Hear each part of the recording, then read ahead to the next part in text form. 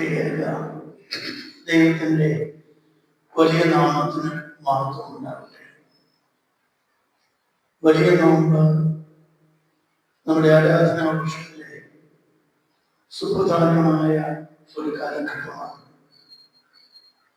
ദൈവത്തോട് കൂടുതൽ അടുത്തിരിക്കുവാനും നമ്മുടെ ജീവിതത്തെ ആത്മശോധന ചെയ്ത് പിഴവുകളും തെറ്റുകളും പരിഹരിച്ച് പുതിയ തീരുമാനങ്ങളോടെ ദൈവത്തിന്റെ അടുക്കൽ ജീവിക്കുവാനുമാണ് നാം ഇവിടെ ആഗ്രഹിക്കുന്നത്.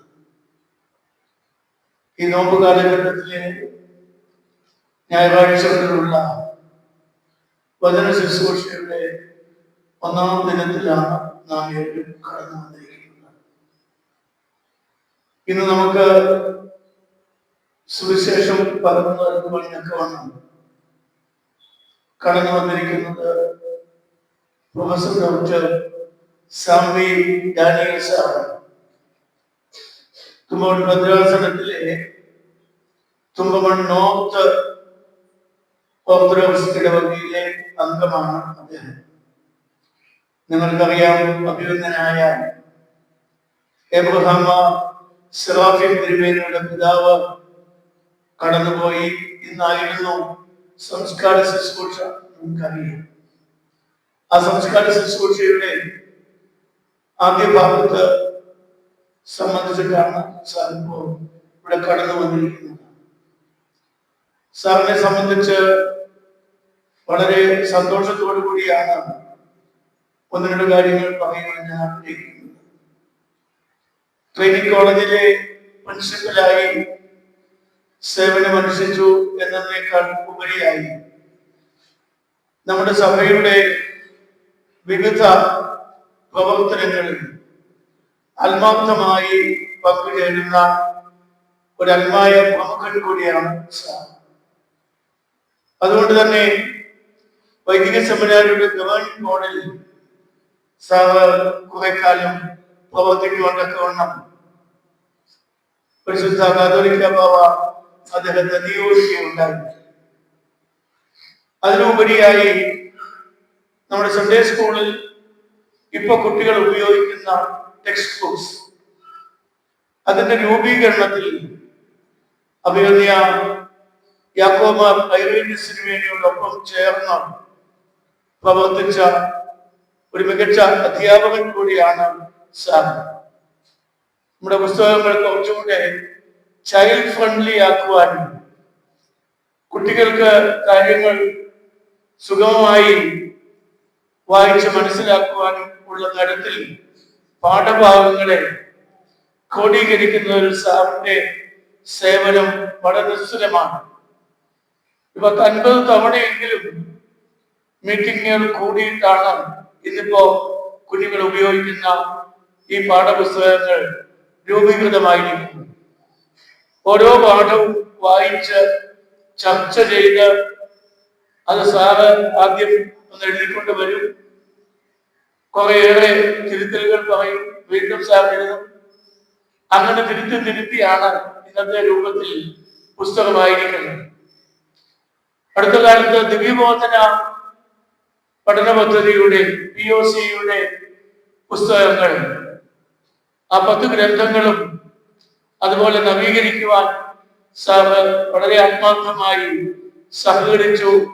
സാറിന്റെ ഒത്തിരി സമയം അതിനായി മാറ്റിവെച്ചത് നന്ദിയോടെ ഓർക്കുന്നു. പത്തനാപുരം ദേഹയുടെ നേതൃത്വത്തിൽ നടത്തുന്ന മൗണ്ട് താബോർ ട്രെയിനിങ് കോളേജിൽ നിന്ന് വിരമിച്ച ശേഷവും sir Thiruvalla Titus second teachers training കോളേജിലെ ഒരു വിസിറ്റിംഗ് പ്രൊഫസറായി, പ്രൊഫസർ എമറിറ്റസായി സേവനമനുഷ്ഠിച്ചു. അങ്ങനെ അധ്യാപന രംഗത്ത് ദീർഘകാലം സേവനമനുഷ്ഠിച്ച് എല്ലാവരും ആദരിക്കപ്പെടുന്ന ഒരു ആത്മായ പ്രമുഖനെയാണ് നമുക്കിന്ന് സുവിശേഷ പ്രസംഗത്തിനായി ലഭിച്ചിരിക്കുന്നത് എന്നതിൽ ദൈവത്തെ മഹത്വപ്പെടുത്തുന്നു. സാറിനെ ഇടവകയുടെ നാമത്തിൽ ഹാർദമായി സ്വാഗതം ചെയ്യുന്നു. ഇന്നത്തെ സുവിശേഷ പ്രസംഗത്തിന് മുൻപായി ഗാനങ്ങൾ ആലപിച്ച നമ്മുടെ കൊയർ അംഗങ്ങളോടുള്ള സന്തോഷം അറിയിക്കുന്നു. സാറിനെ ദൈവനാമത്തിൽ സുവിശേഷ പ്രസംഗത്തിനായി ക്ഷണിക്കുന്നു.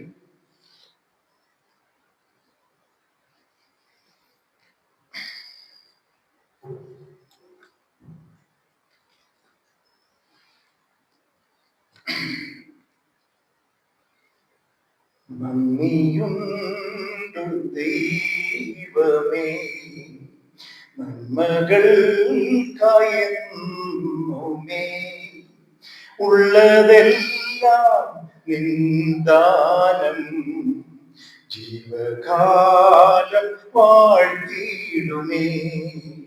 ഉള്ളതെല്ലാം നിന്ദാനം, ജീവകാലം വാഴ്ത്തിയിടുമേ. എത്രയോ പ്രാവശ്യമെൻ പ്രാണൻ പോകമായിരുന്നു, മിഴികൾ നിറഞ്ഞൊഴുകി പാദങ്ങൾ തളർന്നു പോയി. എങ്കിലും നിന്ദയാലേ ഞാനിന്നും ജീവിക്കുന്നു. എങ്കിലും നിന്ദയാലേ ഞാനിന്നും ജീവിക്കുന്നു. നന്ദിയുണ്ട് ദൈവമേ, നന്മകൾക്കായെന്നുമേ ഉള്ളതെല്ലാം നിന്ദാനം, ജീവകാലം വാഴ്ത്തിയിടുമേ. ഉള്ളതെല്ലാം നിന്ദാനം, ജീവകാലം വാഴ്ത്തിയിടുമേ. ത്രിയേക ദൈവത്തിന്റെ പരിശുദ്ധ നാമം വാഴ്ത്തപ്പെടുമാറാകട്ടെ. ഏറ്റവും ബഹുമാന്യനായ പ്രജി മാത്യു അച്ഛൻ, ബഹുമാന്യരായ മാതാപിതാക്കളെ, സഹോദരങ്ങളെ, കുഞ്ഞുങ്ങളെ, എല്ലാവർക്കും ദൈവനാമത്തിൽ എൻ്റെ സ്നേഹവന്ദനം അറിയിക്കുന്നു. അത്യധികമായ സന്തോഷത്തോടെയാണ് ഞാൻ ഇവിടെ നിൽക്കുന്നത്. നിങ്ങളുമായി സംവേദിക്കുവാൻ ലഭിച്ച അവസരത്തെ ഓർത്ത് ഞാൻ ദൈവത്തെ സ്തുതിക്കുന്നു. എന്നാൽ അതിലുപരി ഏറ്റവും ബഹുമാന്യനായ പ്രജി മാത്യു അച്ഛനോടൊപ്പം ഈ ഒരു വചന ശുശ്രൂഷയിൽ പങ്കെടുക്കുക എന്ന് പറയുന്നത് ജീവിതത്തിലെ ഒരു ഭാഗ്യമായി ഞാൻ കരുതുകയാണ്. ഈ ഇടവകയിൽ ഞാൻ ആദ്യമായിട്ടാണ് വരുന്നത്. എത്രയോ വർഷമായിട്ട് റെജി മാത്യു അച്ഛൻ, അച്ഛനോട് സൂചിപ്പിച്ച സഭയുടെ എല്ലാ പ്രവർത്തനങ്ങളിലും, ഞാൻ ചെയ്ത എല്ലാ പ്രവർത്തനങ്ങളിലും തിരുമേനിയോടൊപ്പം അച്ഛനും ഉണ്ടായിരുന്നു. സൺഡേ സ്കൂളിന്റെ ഡയറക്ടർ ജനറലായിട്ട് സ്തുത്യർഹമായ സേവനം അനുഷ്ഠിച്ചതിന് ശേഷം ഇപ്പോൾ അച്ഛനും ദിവ്യബോധനത്തിന്റെ കേന്ദ്ര കമ്മിറ്റിയിൽ അച്ഛനും ഉണ്ട്. സെമിനാരിയിലെ പ്രിൻസിപ്പലായി അതുപോലെ ഭാഗ്യകരമായ സേവനം അനുഷ്ഠിച്ചതാണ്. ആ സമയത്തൊക്കെ എനിക്കും അവിടെ ഗവേണിംഗ് ബോഡിയിൽ അംഗമാകാൻ സാധിച്ചു. എൻ്റെ മകൻ അവിടെ പഠിക്കുവാനിടയായി. മൂത്ത മകൻ വൈദികനാണ്. തീർച്ചയായിട്ടും അച്ഛൻ്റെ ശിക്ഷണമൊക്കെ ആ കാര്യത്തിൽ ഉണ്ടായി എന്നുള്ളതൊക്കെ ഞാൻ നന്ദിയോടെ ഓർക്കുകയാണ്. അച്ഛൻ്റെ പാണ്ഡിത്യത്തിന് മുമ്പിൽ ഞാൻ ഒന്നുമില്ല എങ്കിൽ പോലും ദൈവകൃപയിൽ ആശ്രയിച്ചുകൊണ്ട് അല്പസമയം നിങ്ങളോടൊത്ത് ഒന്ന് ചിന്തിക്കുവാൻ ഞാൻ ആഗ്രഹിക്കുകയാണ്. നോമ്പ് എന്ന് പറയുന്നത് ഒരു തീർത്ഥാടനമാണ്. ആ തീർത്ഥാടനത്തിന്റെ ഒരാഴ്ച നമ്മൾ പിന്നിട്ടു. ആദ്യ ആഴ്ച പിന്നിട്ടു. ഇന്ന് കുഷ്ഠരോഗിയെ നമ്മൾ ഓർക്കുന്ന ഞായറാഴ്ചയായിരുന്നു. സകല കുഷ്ഠരോഗികളെയും ഓർത്ത് നമ്മൾ പ്രാർത്ഥിച്ചു. ഈ ഓരോ ഞായറാഴ്ചയും കർത്താവിന്റെ ഓരോ അത്ഭുത പ്രവൃത്തികൾ നമ്മൾ ഓർക്കുകയും ഒരു വലിയ തീർത്ഥാടനം പോലെ നമ്മൾ ഇത് അനുഷ്ഠിക്കുകയും ചെയ്യുകയാണ്. ആ കാൽവറിയിലേക്കുള്ള ഒരു തീർത്ഥാടനമാണ്. അവിടെയാണ് നമ്മുടെ ഈ തീർത്ഥാടനം, ഈ ഒരു നോമ്പുകാലത്തിന്റെ തീർത്ഥാടനം അവസാനിക്കുന്നത്. യേശു കർത്താവും ഒരു തീർത്ഥാടനം നടത്തിയതാണ്. യേശു കർത്താവിന്റെ തീർത്ഥാടനം സ്വർഗത്തിൽ നിന്നാണ് ആരംഭിച്ചത്.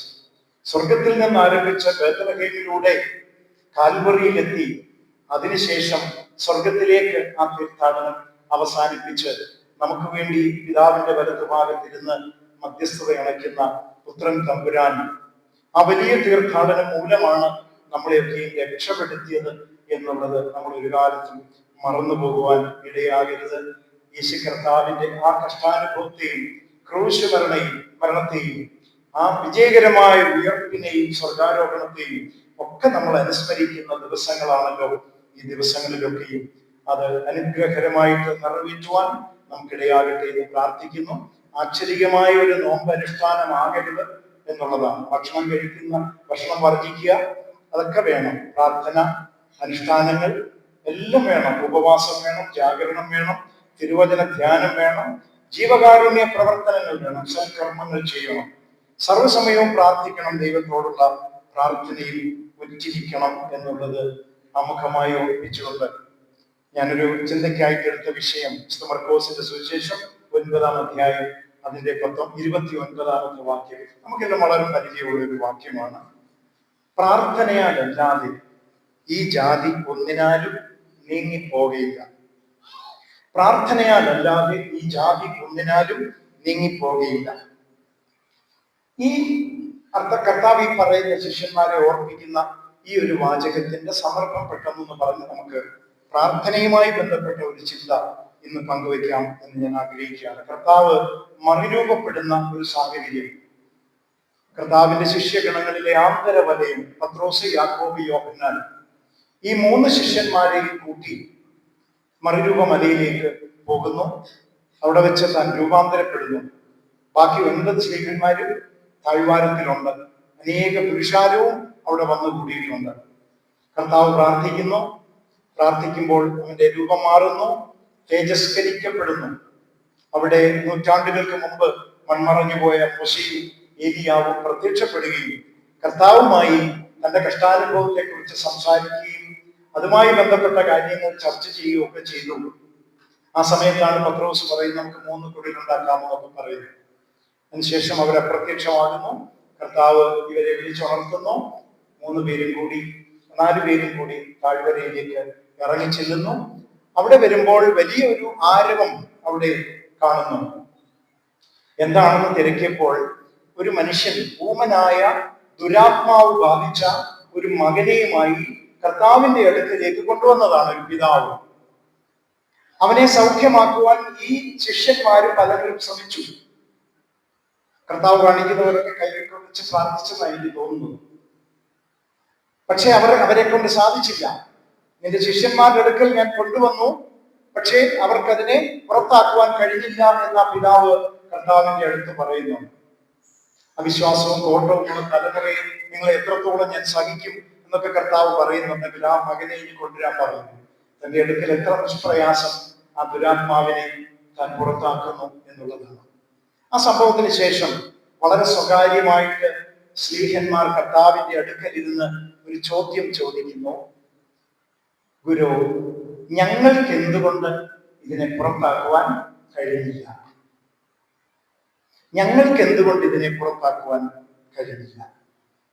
കർത്താവ് കൊടുത്ത മറുപടിയാണിത്. പ്രാർത്ഥനയാണല്ലാതെ ഈ ജാതി ഒന്നിനാലും നീങ്ങിപ്പോകയില്ല. പ്രാർത്ഥനയാലല്ലാതെ ഈ ജാതി നീങ്ങിപ്പോകത്തില്ല. പ്രാർത്ഥന, ശക്തമായ പ്രാർത്ഥന, നല്ല പവർഫുൾ ആയിട്ടുള്ള പ്രയർ ഉണ്ടാവണം. നമ്മളൊക്കെ പ്രാർത്ഥിക്കും, പല സമയത്ത് പ്രാർത്ഥിക്കുമ്പോഴൊക്കെ അലക്ഷ്യമായിട്ടൊക്കെ പ്രാർത്ഥിക്കാം. നമ്മൾ പ്രാർത്ഥന എന്ന് പറയുന്നത് നമുക്കൊരു വ്യായാമമായിട്ടോ അല്ലെങ്കിൽ നമ്മുടെ ഒരു പ്രവൃത്തിയായിട്ടോ ആണ്. പ്രാർത്ഥന ഒരു പ്രവൃത്തിയാണ് പലപ്പോഴും. Prayer is not an action or an ordinary work. ഒരു സാധാരണ പ്രവൃത്തിയല്ല പ്രാർത്ഥന എന്നുള്ളത്. പ്രാർത്ഥന നമ്മുടെ ജീവിതമായി മാറി. അതിന്റെ ഭാഗമാണ് നമ്മൾ നടത്തുന്ന എല്ലാ പ്രാർത്ഥനകളും. പ്രാർത്ഥന ജീവിതമാണ്. വിശുദ്ധന്മാര് പറയുന്നത് prayer is life. Prayer is life itself. ഇപ്പൊ ഇവിടെ ഇരുന്ന് നമ്മൾ പ്രാർത്ഥിക്കുന്നു, പുറത്തേക്ക് ഇറങ്ങുമ്പോൾ നമുക്ക് പ്രാർത്ഥനയില്ല എന്ന് പറയാൻ പറ്റത്തില്ല. അവിടെയും നമുക്ക് പ്രാർത്ഥനയാണ്. എന്നെ കാണുന്നവൻ എന്നിലൂടെ ദൈവത്തെ കാണുവാൻ ഇടയാകുന്നെങ്കിൽ എന്റെ ജീവിതം പ്രാർത്ഥനയാണ്. ഇതിനെ കുറിച്ച് അല്ലെങ്കിലോ ഞാൻ കഴിക്കുന്ന പ്രാർത്ഥന വെറും അധര വ്യായാമം മാത്രമായി പോകുന്നു എന്നുള്ളതാണ്. ഞാൻ ഇവിടെ നിന്ന് ഇറങ്ങുമ്പോൾ ഒരു സാധാരണ മനുഷ്യനും ഇവിടെ ഇരിക്കുമ്പോൾ ഭക്തിയുള്ള ഒരു മനുഷ്യനുമായിട്ട് രൂപപ്പെട്ടിട്ട് കാര്യമാണ്. എൻ്റെ ജീവിതം പൂർണ്ണമായി ആരാധനയായി മാറണം, എൻ്റെ ജീവിതം പൂർണ്ണമായി പ്രാർത്ഥനയായി തീരണം എന്നുള്ളത് നമ്മൾ പ്രത്യേകം ഓർക്കണമേ. സെയിന്റ് തോമസിന്റെ മാർത്തോമാ ശ്ലീഹായുടെ നാമത്തിലുള്ള ഈ അനുഗ്രഹീതമായ ദൈവാലയം. ഞാൻ ആദ്യമായിട്ടാണ് ഇവിടെ വരുന്നത്. ഒത്തിരി സന്തോഷം. എൻ്റെ തൊട്ടടുത്ത്, വീടിന്റെ തൊട്ടടുത്ത് ഞങ്ങളുടെ പ്രാർത്ഥനാ യോഗം സെന്റ് തോമസ് പ്രാർത്ഥന യോഗമാണ്. സെന്റ് തോമസിന്റെ നാമധേയത്തിൽ ഒരു കുരിശുമൂട് അവിടെയുണ്ട്. അടുത്തുള്ള ഭവനക്കാർ തന്നെ അവരുടെ ഒരു അല്പസ്ഥലം ആ മൂലയ്ക്കെടുത്ത് ഒരു കുരിശ് പണിഞ്ഞ് പൂർത്തീകരിച്ച് പെയിന്റ് വരെ അടിച്ച് ഫുള്ളാക്കി അവർ നേർച്ചയായിട്ട് ഇടവെത്തി സമർപ്പിച്ചതാണ്. അവിടെ ആ പിതാവ് മരണപ്പെട്ടു. അമ്മാമ്മ മാത്രമേ ഉള്ളൂ ഇപ്പോൾ വീട്ടിൽ താമസിക്കുന്നത്. മക്കളൊക്കെ വിദേശത്താണ്. ഇന്നലെ എൻ്റെ വീട്ടിൽ വന്നു. അമ്മാമ്മ വെയിലോട് നടന്ന് എൻ്റെ വീട്ടിൽ വന്നു. എന്നോട് പറയാൻ വേണ്ടി വന്നതാണ്. എനിക്കൊരു വലിയ സന്തോഷമുണ്ടായി. എൻ്റെ വീടിന്റെ തട്ടുംപുറമൊക്കെ ആയിരുന്നു. ഇത്തിരി മുറികളുള്ള വീടാണ്. അപ്പൊ അവിടെ ഈ അച്ചായൻ മരിച്ചുപോയി. അച്ചായൻ മരണപ്പെട്ട് കഴിഞ്ഞപ്പോൾ ഒത്തിരി പ്രായത്തിലൊന്നും അല്ല, ഒരു 68-70 വയസ്സിന് താഴെയുള്ളായിരുന്നു. അപ്പോ മരണപ്പെട്ട് കഴിഞ്ഞപ്പോഴത്തേക്ക് ഒത്തിരി പ്രയാസമൊക്കെ ഉണ്ടായി. ഇപ്പൊ കിടന്ന് ഉറങ്ങാൻ തുടങ്ങുന്ന മരപ്പെട്ടി, തട്ടുമ്പുറത്ത് മൊത്തം മരപ്പെട്ടിയാണ്. അതിന്റെ മൂത്രമൊക്കെ മുറിയിൽ വീഴുകയും എപ്പോഴും തട്ടും മുട്ടുമാണ്. ഭയങ്കര ബുദ്ധിമുട്ടാണ് രാത്രിയിൽ എനിക്ക് ഉറങ്ങുവാനായിട്ട്. എന്നും വന്ന് കുരിശുമൂട്ടിൽ ഈ അച്ചായനായിരുന്നു എന്നും തിരി കത്തിക്കുന്നു. അവിടെ തിരി കത്തിക്കുന്നു. കൃത്യം 6 മണിന്ന് പള്ളിയിൽ മണി അടിക്കുമ്പോൾ അവിടെ തിരി കത്തിച്ച് കഴിഞ്ഞിരിക്കും. അമ്മാമ്മ നേരത്തെ വന്ന് തൂക്കും. അവിടെ മൊത്തം ചൂല് കൊണ്ട് വന്നെല്ലാം തൂത്ത് വൃത്തിയാക്കും. പുറകെ അച്ചായൻ വന്ന് വെടികതിൽ കത്തിച്ച് ഒന്ന് പ്രാർത്ഥിച്ചിട്ട് പോയത് സ്ഥിരം പതിവാണ്. അപ്പൊ അതൊരു അനുഗ്രഹമായിരുന്നു. ഏതായാലും അമ്മമ്മ അവിടെ വന്ന് ആ ഫോട്ടോയിലോട്ട് ഇങ്ങനെ കൈവച്ച് പ്രാർത്ഥിച്ചെന്ന് പറഞ്ഞു, എൻ്റെ തോമാസ് ലീഗായി എനിക്ക് അവിടെ നിന്ന് കിടന്നു ഉറങ്ങാൻ ഇതിൽ നിന്നൊരു രക്ഷ എനിക്ക് കിട്ടണം, അവിടെ എന്നെ സഹായിക്കണം. അമ്മമ്മയുടെ ഭാഷയിൽ മുട്ടിപ്പായി വിളിച്ച് പ്രാർത്ഥിച്ചു. അമ്മ പറയുന്ന പിറ്റേ ദിവസം എൻ്റെ വീട്ടിൽ വന്ന ദിവസം തൊട്ട്, ഇന്നലെയാ വന്നത്, ആ പ്രാർത്ഥിച്ചതിന്റെ പിറ്റേ ദിവസം തൊട്ട് എന്നിട്ട് ശബ്ദമേ അവിടെ കേട്ടിട്ടില്ല. അയ്യോ, എനിക്ക് ഭയങ്കര അതിശയമായിട്ട് തോന്നി. അപ്പം അവിടെ നിന്നൊരു നേർച്ച പറഞ്ഞു. അപ്പൊ കുരിശൊക്കെ പ്രത്യേകമായിട്ട് കേൾക്കുന്നു. പെരുന്നാൾ വരികയാണ്. ഞങ്ങളുടെ പുതു ഞായറാഴ്ചയാണ് അവിടുത്തെ പെരുന്നാൾ, കുരിശിന്റെ പെരുന്നാളാണ്. അപ്പൊ അതിന് മുമ്പ് എനിക്ക് മൊത്തം ഞാൻ പെയിന്റ് ചെയ്ത് വൃത്തിയാക്കി കൊള്ളാം എന്ന് നേർച്ച പറഞ്ഞു കഴിഞ്ഞിട്ടാണ് അവിടെ പോയത്. പിന്നെ അതുണ്ടായിട്ടില്ല എന്ന് പറയുന്നു. നമുക്ക് ഈ പിതാവിന്റെയൊക്കെ അനുഗ്രഹം നമുക്കറിയില്ല കേട്ടോ. പലപ്പോഴും സത്യമായി വിളിച്ചപേക്ഷിക്കണം.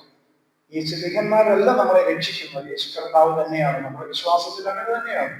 വിശുദ്ധന്മാരുടെ മധ്യസ്ഥതയാണ്. മധ്യസ്ഥത വേണ്ട എന്ന് പറയാൻ നമുക്ക് പറ്റില്ല. മധ്യസ്ഥത ലോകത്തിൽ വേണം. ഒരുവന് വേണ്ടി ഒരുവൻ പ്രാർത്ഥിപ്പീൻ. പൗലോസ്ലീഗ എത്രയോ പ്രാവശ്യം പറയുന്നുണ്ട്, എനിക്ക് വേണ്ടി പ്രാർത്ഥിപ്പീൻ.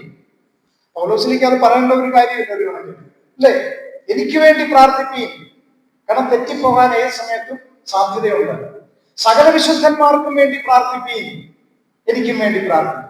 സകല വിശുദ്ധന്മാർക്കും എനിക്കും വേണ്ടി പ്രാർത്ഥിപ്പീൻ എന്ന് പൗലോസ്ലീഗ പറഞ്ഞ കാര്യമല്ല ഞാനീ പറഞ്ഞു. സകല വിശുദ്ധന്മാർക്കും വേണ്ടി പ്രാർത്ഥിക്കാനാണ്. അപ്പൊ അവരുടെ മധ്യസ്ഥതയിൽ അഭയപ്പെട്ട് പ്രാർത്ഥിച്ചാൽ അനുഗ്രഹം കൃത്യമാണ് എന്നുള്ള ഒരു ഉറച്ച വിശ്വാസം ഞാൻ നിങ്ങൾക്ക് തന്നു എന്ന് ആദ്യമേ ഓർപ്പിക്കട്ടെ. പ്രാർത്ഥന പറന്നുയരാനുള്ള ചിറകാണ്.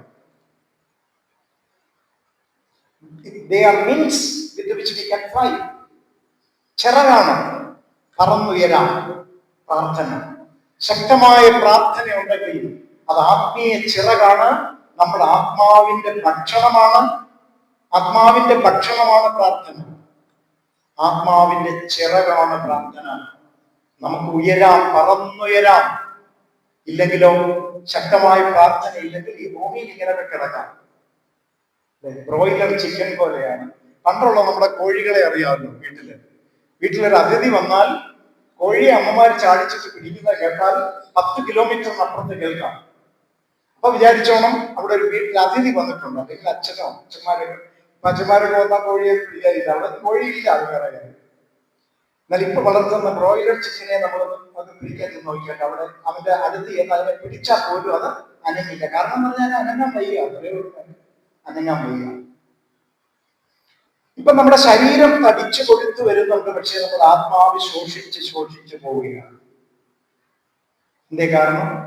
ആത്മാവിന് ഭക്ഷണം കൊടുക്കുന്നില്ല.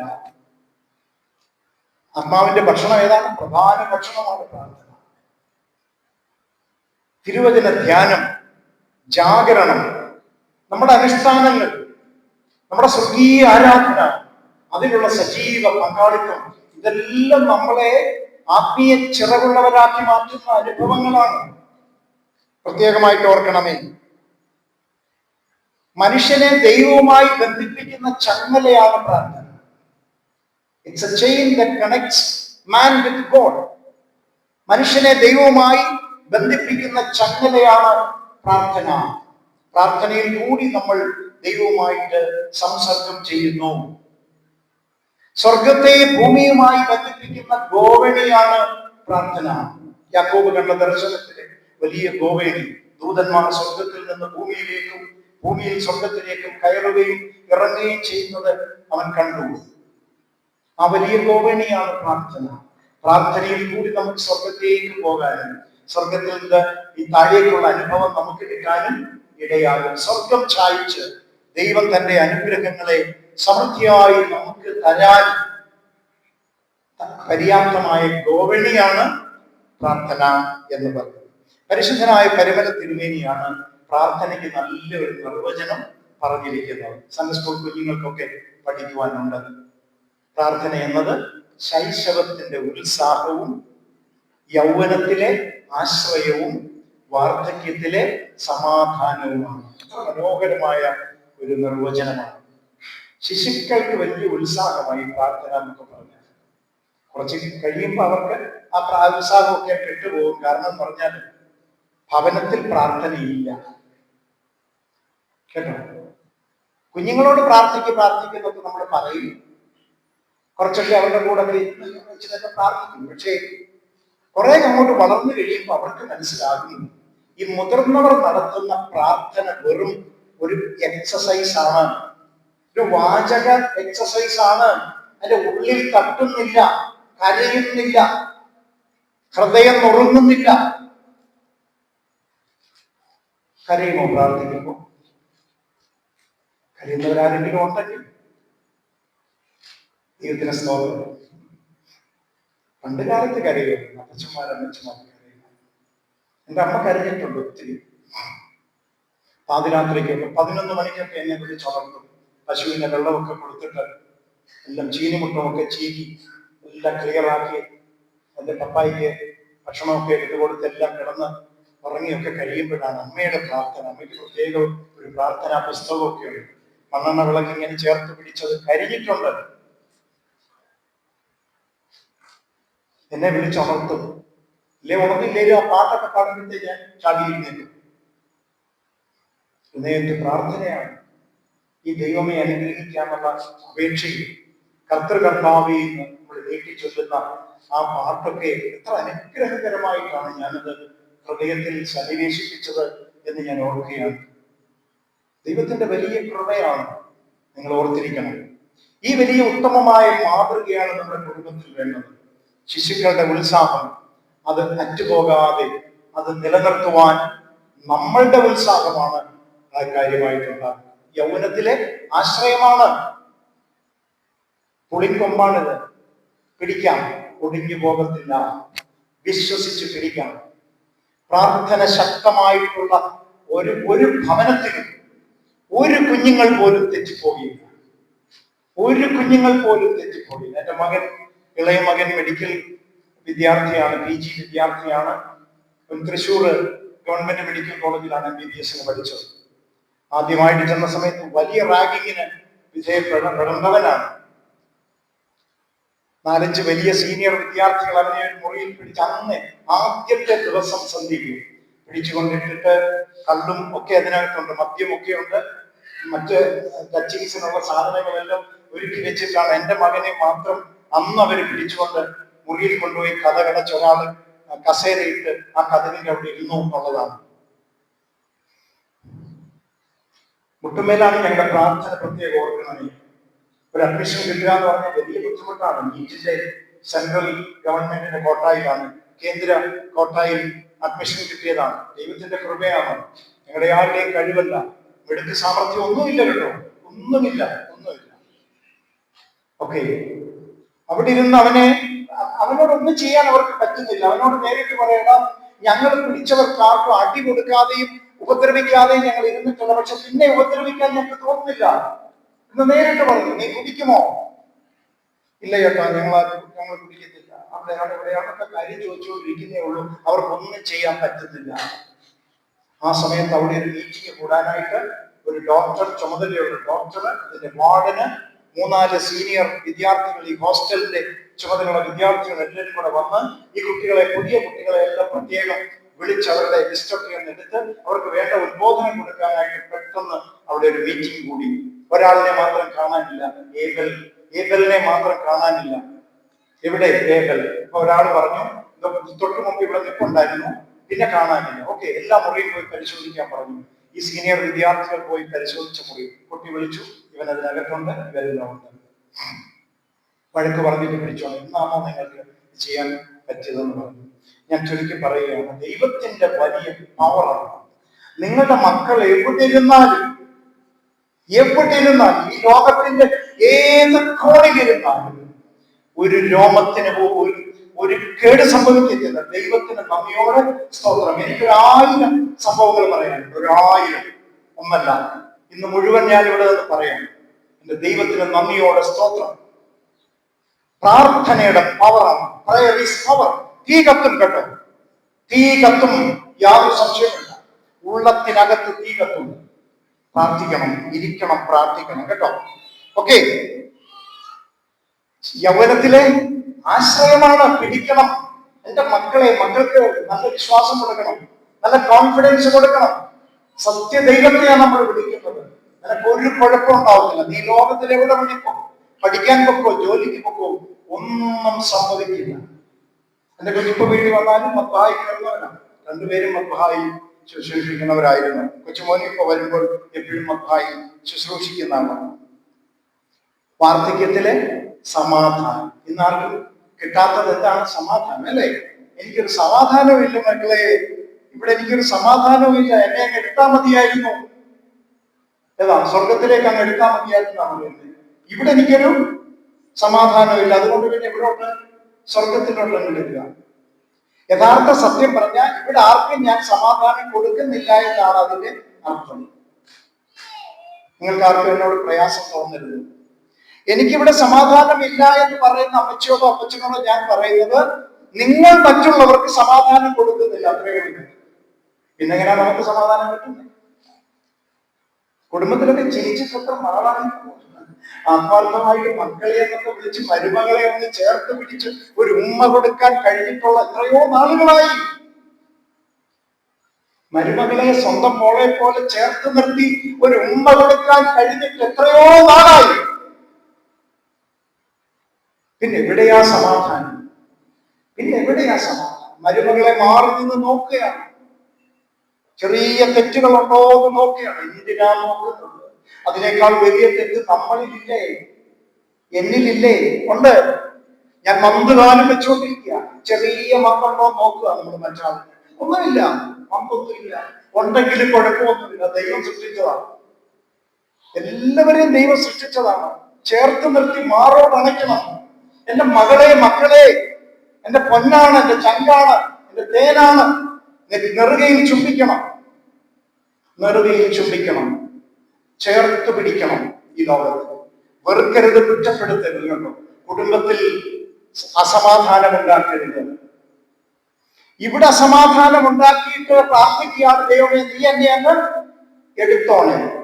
ഇവിടെ സമാധാനം ഉണ്ടാക്കാത്തവർക്കുള്ളതാണോ സ്വർഗം? അല്ല. നിന്നെ ഇവിടെ ആക്കിയിരിക്കുന്നത് ഇവിടെ സമാധാനം ഉണ്ടാക്കുന്നവരാണ്. സമാധാനം ഉണ്ടാക്കുന്നവർ ഭാഗ്യവാന്മാർ, അവർ ദൈവത്തിന്റെ പുത്രന്മാരും വിളിക്കപ്പെടും. അപ്പോഴാണ് തമ്പുരാൻ നമ്മളെ വിളിക്കും. അവന് ഇഷ്ടമുള്ളപ്പോൾ വിളിക്കും. എന്നെ അങ്ങ് വിളിച്ചോണേ എന്ന് ഒരിക്കലും പ്രാർത്ഥിക്കരുത് എന്നുള്ളത് ഞാൻ പ്രത്യേകം ഓർക്കട്ടെ. വാർദ്ധക്യത്തിന്റെ സമാധാനമാണ്. ഇവിടെ ഉള്ളവരൊക്കെ മിക്കവാറും വാർദ്ധക്യത്തിലേക്ക് വന്നുകൊണ്ടിരിക്കുന്നവരാണ് കൂടുതൽ. പ്രാർത്ഥിച്ചാൽ മതി. ഞാൻ കോളേജിലൊക്കെ പോയി, എന്റെ അമ്മ 7.5 വർഷക്കാലം കിടന്നു. ചിക്കൻ ഗുനിയ വന്ന സമയത്ത് ഒരു സൈഡ് സ്ട്രോക്ക് വന്നു. ഞാൻ ഹോസ്പിറ്റലിൽ കൊണ്ടുപോയി. അത് കഴിഞ്ഞപ്പം ശരിക്കും സ്ട്രോക്കായി, സംസാരം പോയി, ഒരു സൈഡ് മുഴുവൻ ബുദ്ധിമുട്ടായി. രാത്രി കൊണ്ട് നേരം വെളുത്തപ്പോഴത്തേക്ക് നല്ല ബുദ്ധിമുട്ടായിരുന്നു. സെഞ്ചുറി എന്ന് പറഞ്ഞ ഹോസ്പിറ്റൽ ഉണ്ടായിരുന്നു, ഞാൻ അവിടെയെ കൊണ്ടുവന്നു. അവിടുത്തെ ഒരു ഡോക്ടർ ഓമല്ലൂർ വരുന്നുണ്ടായിരുന്നു. ആ ഡോക്ടറുടെ നിർദ്ദേശപ്രകാരം ഞാൻ അവിടെ കൊണ്ടുവന്നു. അമ്മയെ കണ്ടു കഴിഞ്ഞ് കാലിലൊക്കെ ഒന്ന് പരിശോധിച്ച് ഒക്കെ ഒന്ന് കൈയൊക്കെ പിടിച്ച് നോക്കിയിട്ട് പറഞ്ഞു, സംസാരിക്കത്തേ ഇല്ല അമ്മ, ഇനി കയ്യോ കാലോ ഒന്ന് അനക്കിയെന്നിരിക്കും, അത്രയോ കയ്യോ കാലോ ഒന്ന് അനക്കിയെന്നിരിക്കും, പക്ഷെ സംസാരിക്കുകയില്ല. ഓക്കെ. പാതിരാത്രിക്ക് ഞാൻ മുട്ടുമേ നിന്ന് പാതിരാത്രിയുടെ പ്രാർത്ഥന ആ ആശുപത്രിയിൽ, ഞാൻ മുറിയിലാണ്, അമ്മ ഐസിയുലാണ്. പ്രാർത്ഥനയിൽ ഞാൻ പ്രാർത്ഥിച്ചു, എന്റെ സ്വയം പ്രാർത്ഥനയിൽ ഞാൻ പ്രാർത്ഥിച്ചു, എന്റെ അമ്മയുടെ ജീവൻ എനിക്ക് തന്നാൽ മതി, സ്വന്തം കാര്യം നോക്കത്തക്കതുപോലെ തരണം, അങ്ങനെയും വേണം, ജീവൻ തന്നാൽ മതി, പൊന്നുപോലെ ഈ ഉള്ളം കൈയിലിട്ട് ഞാൻ ശുശ്രൂഷിച്ചോളാം. ഞാൻ ഒറ്റ മോനാണല്ലോ, ഒറ്റ ആള്, ആണും പെണ്ണും എല്ലാവരും ഒറ്റ ആളേ ഉള്ളൂ.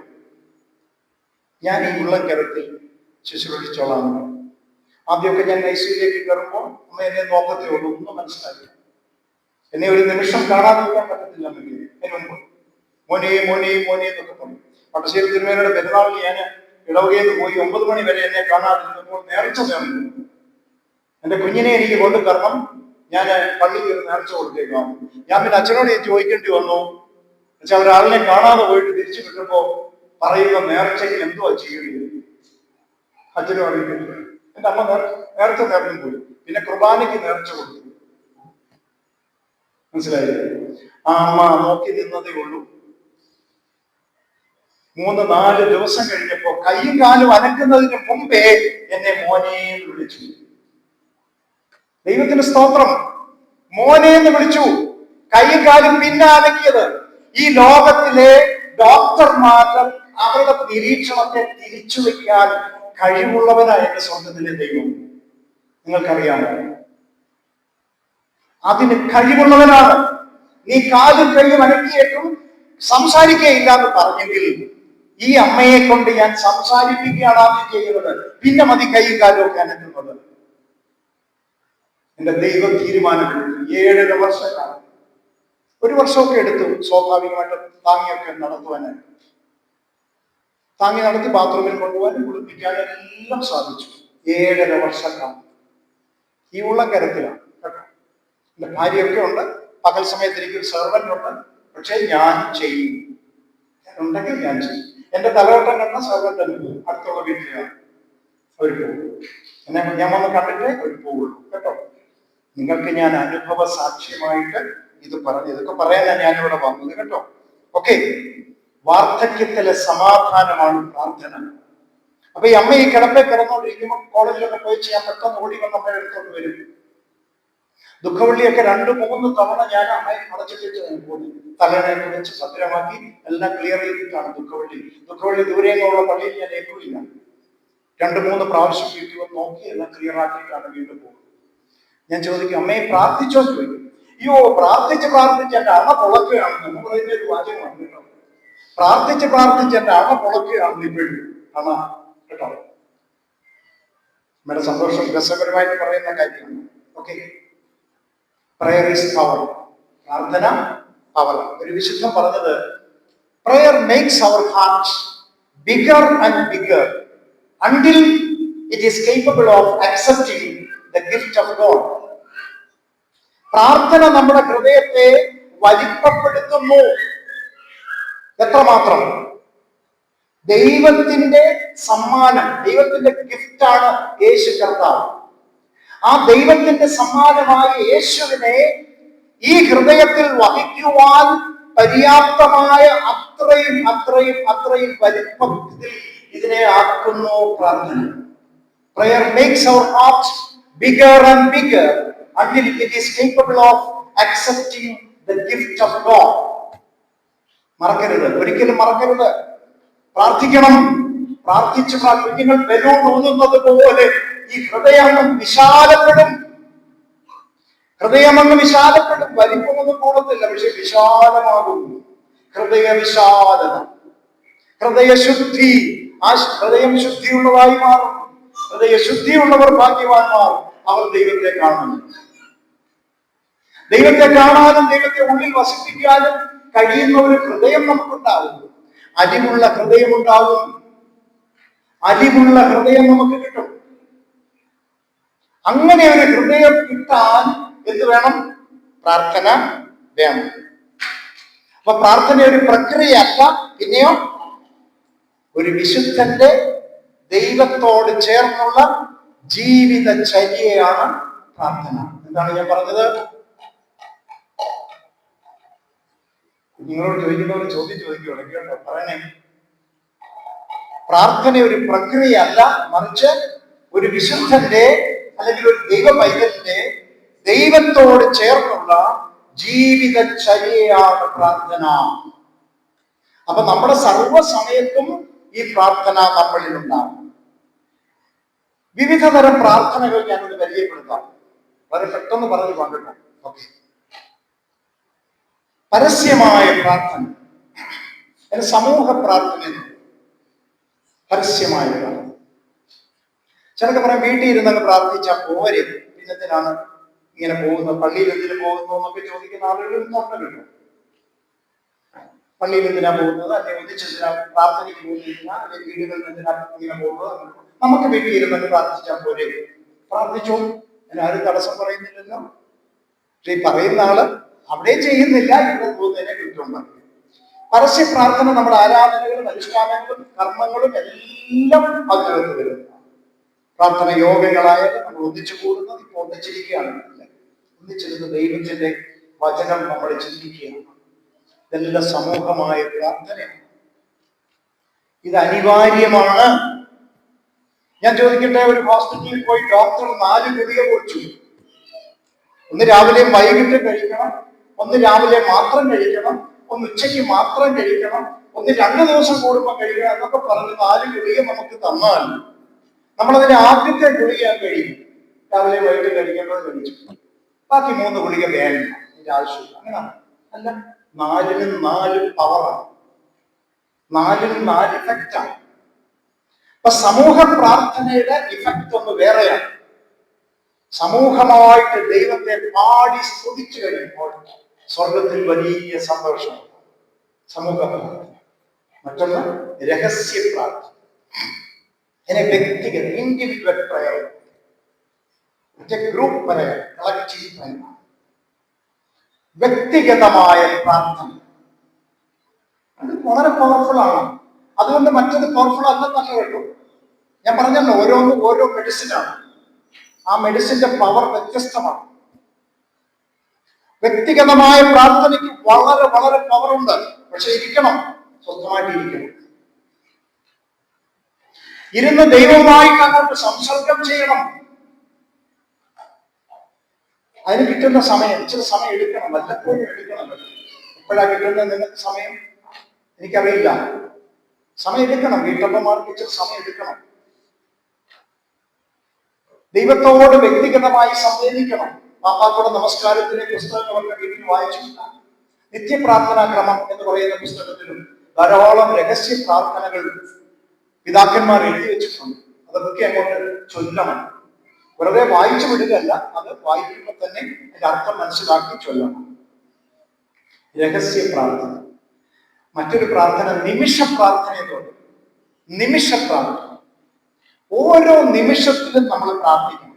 1 തെസ്സലോനിക്കർ 5:16 പൗലോസ് പറയുന്നു, ഇടവിടാതെ പ്രാർത്ഥിപ്പിക്കും. പ്രേ വിത്തൗട്ട് ബ്രേക്ക്. ഇടവിടാതെ, ഇടാതെ പ്രാർത്ഥിക്കണം. ഇടവിടാതെ പ്രാർത്ഥിക്കണം എന്ന് പറഞ്ഞാൽ സാധാരണ എപ്പോഴും നമ്മളെ അലർന്ന സമയം പോലെ നോക്കിയിരിക്കുകയാണ്. ചെറിയൊരു ഗ്യാപ്പ് കിട്ടിയാൽ കയറി പറ്റാനായിട്ട് നോക്കിയിരിക്കും. ആ ചെറിയ ഗ്യാപ്പ് പോലും കിട്ടാതെ ദൈവമേ ദൈവമേ എന്നുള്ള ആ ഒരു ആത്മാവിന്റെ ആ ഒരു ഉച്ചാരണ മന്ത്രം നമ്മളിങ്ങനെ ഉള്ളിൽ ഇങ്ങനെ ഉരുവിട്ടുകൊണ്ട് നമ്മൾ വാദം കൊണ്ട് ഉരുവിടുണ്ടാകട്ടോ. ഒരു ദൈവ പൈതലിന്റെ ആ എക്കോ പോലെ അവന് അത് വലിയൊരു പവറാണ് കേട്ടോ. ഇപ്പൊ ഞാൻ നിങ്ങളോട് പറയാം,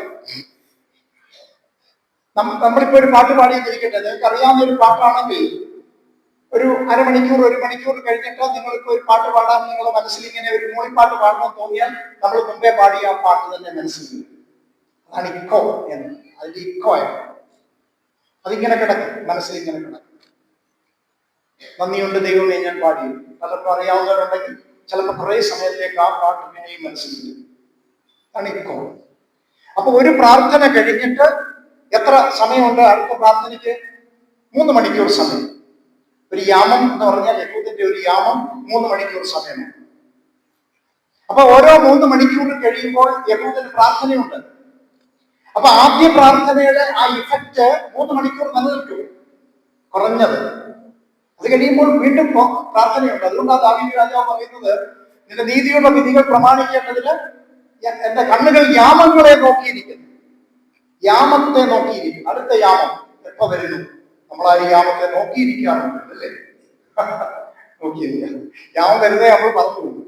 ഇതിനെപ്പോഴും ഓർക്കുമ്പോഴേക്കും പ്രാർത്ഥിക്കും. ഇതങ്ങനല്ല. ദാവീദ് രാജാവായിരുന്നിട്ട് പോലും ഇത്രയേറെ തിരക്കുള്ള മനുഷ്യൻ യാമത്തെ നോക്കിയിരിക്കുകയാണ്. കാരണം അടുത്തത് പ്രാർത്ഥിക്കുകയാണ്. ഓക്കെ, അപ്പൊ ആ ഇഫക്റ്റ് ഇങ്ങനെ കിടക്കും. അതുകൊണ്ടാണ് ഇടപെടാതെ പ്രാർത്ഥിക്കുന്നത്. നമ്മുടെ ഏറ്റവും ചെറിയ പ്രാർത്ഥനയാണ്. ഏറ്റവും ചെറിയ വലിയ കുട എന്നൊക്കെ പറഞ്ഞ ജോൺസ് കുടയുടെ ഒരു പരസ്യം ഞാൻ വായിച്ചത്. അപ്പൊ അതില്ല. അത് വലിയ പ്രയോജനം മനസ്സിലായി. ഏറ്റവും ചെറിയ കുട വലിയ കുട എന്ന് പറഞ്ഞൊരു കാര്യമില്ല. നല്ലൊരു കുട വേണമെങ്കിൽ വലിയ കുട തന്നെ വേണം അല്ലേ? വലിയ കുട തന്നെ വേണം. അത് പിടിച്ച് നല്ല കാലം കുട. പെൺകുട്ടികളൊന്നും ഇപ്പൊ കാലങ്ങളൊക്കെ പിടിച്ചോണ്ട് പോകുന്നു. നമുക്ക് ആ പിടിച്ചൊന്നും പേടിക്കില്ല. ഓക്കെ, നമ്മുടെ ഏറ്റവും ചെറിയ വലിയ പ്രാർത്ഥന ഏതാണെന്നറിയാം? കുറിയലായിസോ, കർത്താവേ കരുണ ചെയ്യണമേ, കരുണ ചെയ്യണമേ, എന്റെ കർത്താവേ എന്നോട് കരുണ ചെയ്യണമേ. നമ്മുടെ നോമ്പ് കാലത്ത് ഉച്ച നമസ്കാരം കഴിഞ്ഞ് 40 കുമ്പിടുന്നത് ഈ പ്രാർത്ഥനയാണ്. കുറിയലായിസോൻ, ഞങ്ങളുടെ കർത്താവേ ഞങ്ങളോട് കരുണ ചെയ്യണമേ, ഞങ്ങളുടെ കർത്താവേ ഞങ്ങളോട് കരുണ ചെയ്യണമേ. എന്തിനിങ്ങനെ കരുണ ചെയ്യണമേ കരുണ ചെയ്യണമേ പിന്നെ പറയുന്നത്? എത്ര സ്തുതിച്ചാലും മതി വരത്തില്ല. ദൈവത്തെ എത്ര സ്തുതിച്ചാലും മതി വരത്തില്ല. ഒരായുസ് കൊണ്ടുപോകും നമുക്ക് തന്നിട്ടുള്ള കൃപകളെ വർണ്ണിക്കാൻ പറ്റില്ല. നമുക്ക് തന്നിട്ടുള്ള അനുഗ്രഹങ്ങൾക്ക് നന്ദി പറയാൻ ഒരായുസ് കൊണ്ട് പോലും കഴിയത്തില്ല. പിന്നെ കഴിയുന്നിടത്തോളം നമ്മൾ ചെയ്യുകയാണ് കേട്ടോ. 40 കുമ്പിട്ടി പ്രാർത്ഥന ഉച്ചയ്ക്കൊന്ന് ചൊല്ലി നോക്കി. ഭയങ്കര പവറാണ്. ഭയങ്കര പവറാണ്. ഭക്ഷണമൊക്കെ ഇച്ചിരി വെടിഞ്ഞാൽ ഒരു കുഴപ്പവും സംഭവിക്കുന്നില്ല. എത്ര വർഷത്തേക്കുള്ള നമ്മൾ സ്റ്റോക്ക് ചെയ്ത് വെച്ചിരിക്കുകയാണ് നമ്മുടെ ശരീരത്തിൽ കേട്ടോ. ഷുഗറൊക്കെ ഉള്ളവർ അധികം വെടിയില്ല. പക്ഷേ അങ്ങനൊന്നും നമുക്കൊരു കുഴപ്പം ഉണ്ടാവില്ല. ഒന്നും സംഭവിക്കുന്നില്ല. 40 കുമ്പിടണം കുറിയിലായി ശ്രമിച്ചു. സ്വർഗം സന്തോഷിക്കും. സ്വർഗം സന്തോഷിക്കും കേട്ടോ. ഓക്കെ, അതെല്ലാം സംഗതി ബോധത്തോടെ ചെയ്യണം. 4ാമത്തെ പ്രാർത്ഥനയാണ് മധ്യസ്ഥ പ്രാർത്ഥന. മധ്യസ്ഥ പ്രാർത്ഥന, മറ്റുള്ളവർക്ക് വേണ്ടി പ്രാർത്ഥിക്കണം. മധ്യസ്ഥന്മാരുടെ മധ്യസ്ഥതയിൽ അഭയപ്പെടണം. പിന്നെ നമ്മൾ മധ്യസ്ഥനായി നിന്നുകൊണ്ട് മറ്റുള്ളവർക്ക് വേണ്ടി പ്രാർത്ഥിക്കണം. നമുക്ക് വേണ്ടി പ്രാർത്ഥിക്കേണ്ട യാതൊരു കാര്യമില്ല. തമ്പുരാൻ അറിയാം കേട്ടോ. നമുക്ക് വേണ്ടി പ്രാർത്ഥിക്കുന്ന മറ്റുള്ളവർക്ക് വേണ്ടി പ്രാർത്ഥിക്കണം. അതിലേക്കൊന്നും ഞാൻ കടക്കുന്നില്ല. വാക്യങ്ങളൊക്കെ പറയാൻ സമയമില്ലാത്തതുകൊണ്ട് ഞാൻ നിന്ന് വിടുകയാണ്. പ്രാർത്ഥനയ്ക്ക് മറുപടി ഉണ്ടോ? ഉണ്ട്. പക്ഷേ ഒരലസന്റെ സ്വയഭോഗങ്ങൾക്ക് വേണ്ടി, ഈ ലോകത്തിലെ സ്ഥാനമാനങ്ങൾക്കോ പദവികൾക്കോ സമ്പത്തിനോ മറ്റ് ഭൗതിക പ്രൗഢിക്ക് വേണ്ടിയോ നടത്തുന്ന അലസമായ യാതനകൾക്ക് തമ്പുരാൻ ചെവി തരത്ത് പോലുമില്ല. അറിയാമല്ലോ. പിന്നെ നമ്മൾ ചുമ്മാ വെറുതെ അതേ വ്യായാമം നടക്കുകയാണ്. ഈ ലോകത്തിലെ സുഖഭോഗങ്ങൾക്ക് വേണ്ടിയോ സ്ഥാനമാനങ്ങൾക്ക് വേണ്ടിയോ പദവികൾക്ക് വേണ്ടിയോ ഒക്കെ നമ്മൾ നടത്തുന്ന ആ ഒരു എക്സസൈസ് ആയിട്ട് പ്രാർത്ഥന അനുവദിച്ചു പോയാൽ തമ്പുരാൻ ചെവി തരത്ത് പോലും. അതുകൊണ്ടാണ് ദാവീദ് രാജാവ് പറയുന്നത്, ദൈവമേ എന്റെ നിലവിളിക്ക് നീ ചെവി ചായിക്കണമേ. സങ്കീർത്തനങ്ങളൊക്കെ പലതും ആരംഭിക്കുമ്പോൾ ദാവീദ് രാജാവ് പറയുന്നതാണ്, ദൈവമേ എന്റെ നിലവിളിക്ക് നിന്നെ ചെവി ചായിക്കണമേ. കാരണം പലപ്പോഴും അലസരായിട്ട് നമ്മൾ പ്രാർത്ഥിക്കാറുണ്ട്. അവിടെ ദൈവം ചെവി തരത്തില്ല. അതുകൊണ്ടാണ് ഇവിടെ ചോദ്യം സ്ത്രീയന്മാര് ചോദിച്ച്, ഞങ്ങൾക്ക് എന്തുകൊണ്ട് കഴിഞ്ഞില്ല? ഇത് തന്നെ ഉത്തരം. എന്നാൽ ഒരു ഭക്തന്റെ, ഒരു വിശുദ്ധന്റെ, ഒരു ദൈവ പൈതലിന്റെ ശ്രദ്ധയോടെയുള്ള പ്രാർത്ഥനയ്ക്ക് മറുപടിയുണ്ട്. മറുപടിയുണ്ട്, മറുപടി കിട്ടിയിരിക്കും. പക്ഷേ 3 മറുപടിയുണ്ട്. 3 മറുപടിയുണ്ട്. ഒന്നാമത്തെ മറുപടി തന്നിരിക്കുന്നു. തന്നിരിക്കുന്നു, അപ്പ തന്നെ തരും. വലത്ത് ഭാഗത്തെ കള്ളൻ ഒറ്റ വാചകത്തിൽ ഒരു പ്രാർത്ഥന പ്രാർത്ഥിച്ചു. ഈ ദുഃഖവെള്ളിയിൽ നമ്മൾ വീണ്ടും അത് ഓർക്കണം. യേശുവേ, നീ രാജത്വം പ്രാപിച്ചു വരുമ്പോൾ എന്നെയും ഓർക്കണമേ. അല്ലേ? ഇപ്പൊ ഓർക്കണ്ട, അല്ലേ? ഇപ്പൊ ഓർക്കണ്ട. കാരണം എന്താണ്? എനിക്ക് അർഹമായതായി കിട്ടിയിരിക്കുന്നത്. ഈ ക്രൂശിൽ കിടന്ന് ചോരയിൽ വാർന്നൊലിച്ച് ഞാൻ മരിക്കട്ടെ. എനിക്ക് അർഹമായതാ കിട്ടിയിരിക്കുന്നത്. അതുകൊണ്ട് ഇപ്പൊ ക്രൂശിയെ ഇറങ്ങി പോകേണ്ട കാര്യം എനിക്കില്ല. അവിടെ കിടക്കട്ടെ, അവിടെ കിടക്കട്ടെ. എനിക്കൊരു രോഗം വന്നു, അവിടെ കിടക്കട്ടെ, ഒരാഴ്ച കിടക്കട്ടെ. പെട്ടെന്ന് അങ്ങോട്ട് എന്റെ കാലിന്റെ ആ മുട്ടിന്റെ അങ്ങേപ്പുറത്തിരിക്കുന്ന ചെറിയ ഒരു വേദന ഒന്ന് മാറ്റിക്കളയണേ എന്നൊന്നും തമ്പുരാനോട് പ്രാർത്ഥിച്ച് നമ്മൾ വശമാകേണ്ട കാര്യമില്ല. മുട്ടില്ലാത്ത ആളുകൾ ആയിരക്കണക്കിനല്ല ലക്ഷക്കണക്കിന് ഈ ലോകത്തിലുണ്ട്. മുട്ട് മുറിച്ചു മാറ്റിയവർ ഈ ലോകത്തിലുണ്ട്. മെഡിക്കൽ കോളേജിലൊക്കെ പോയാൽ മതി. ചെറിയൊരു വേദന മുട്ടിനുണ്ടെങ്കിൽ തമ്പുരാനെ ബുദ്ധിമുട്ടിക്കില്ല. മനസ്സുണ്ടെങ്കിൽ സൗഖ്യമാക്കും, അല്ലേ? തമ്പുരാൻ അറിയാം. നിങ്ങളുടെ തലയിലെ ഓരോ മുടി പോലും അവൻ എണ്ണിയിരിക്കുന്നു. അവനറിയാതെ ഒന്നും കൊഴിഞ്ഞു പോകത്തില്ല. അതുകൊണ്ട് പ്രയാസപ്പെടുന്നു. ഇവൻ പ്രാർത്ഥിച്ചത് the most appropriate thing he asked. എന്താണ് ചോദിച്ചത്? നീ രാജത്വം പ്രാപിച്ചു വരുമ്പോൾ എന്നെയും ഓർക്കണമേ. When you come as the king, king of kings, രാജാക്കന്മാരുടെ രാജാവാണ് നീ. നീ വലിയൊരു രാജ്യത്തിന്റെ ഉടമയാണ്. അങ്ങനെ രാജാധിരാജനായി മേഘങ്ങളിൽ നീ പ്രത്യക്ഷപ്പെടുമ്പോൾ ഈ മഹാഭാവിയായ എന്നെയും ഓർക്കണമേ എന്നാണ് അവൻ പ്രാർത്ഥിച്ചത്. അവൻ ഈ വെളിപാട് എവിടെ നിന്ന് കിട്ടി? അവൻ ഹൃദയം നുറുങ്ങിയെന്ന് ഞാൻ വിശ്വസിക്കുന്നു. ക്രൂശിൽ കിടന്ന് തന്റെ അന്ത്യ സമയത്ത് അവൻ നുറുങ്ങി. അവൻ ഹൃദയത്തിൽ നുറുങ്ങി. പരിശുദ്ധാത്മാവ് അവനെ കൊണ്ട് പറയിച്ചു. പ്രത്യേകം ഓർക്കണം, പത്രോസ് പറഞ്ഞല്ലോ, ഞാൻ ആരാണെന്നാണ് നീ പറയുന്നത്? നീ ജീവനുള്ള ദൈവത്തിന്റെ പുത്രനായ ക്രിസ്തു എന്ന് പറഞ്ഞപ്പോ പറഞ്ഞു, ജഡരക്തങ്ങളല്ല നിനക്കിത് വെളിപ്പെടുത്തി തന്നു, സ്വർഗസ്ഥനായ എന്റെ പിതാവാണ്. കേട്ടോ, ദൈവം വെളിപ്പെടുത്തണം. പരിശുദ്ധാത്മാവ് ഉള്ളിൽ വരണം, എന്നാലേ ഇതൊക്കെ തോന്നുള്ളൂ. പരിശുദ്ധാത്മാവ് ഉള്ളിൽ വരണം, എങ്കിലേ നമുക്ക് ഈ പ്രാർത്ഥനയുടെ പവർ മനസ്സിലാവത്തുള്ളൂ. മറ്റുള്ളവർക്ക് പറഞ്ഞാൽ അത് മനസ്സിലാവില്ല. കേട്ടോ, ഇവൻ അതാണ് ചോദിച്ചത്. കേട്ടോ, യേശുവേ, നീ രാജത്വം പ്രാപിച്ചു വരുമ്പോൾ എന്നെയും ഓർക്കണമേ. മറുപടി അപ്പൊ തന്നെയായിരുന്നു, ഇന്ന് നീ എന്നോട് കൂടി പറുദീസയിലിരിക്കും. കണ്ടോ, ജീവിതത്തിൽ ഒരു നന്മ പോലും ചെയ്തു കാണില്ല എന്ന് നമ്മൾ വിചാരിക്കുന്നു. കള്ളൻ എന്നുള്ള പേരേ ഉള്ളൂ, അവന്റെ പേര് പോലും അറിയില്ല.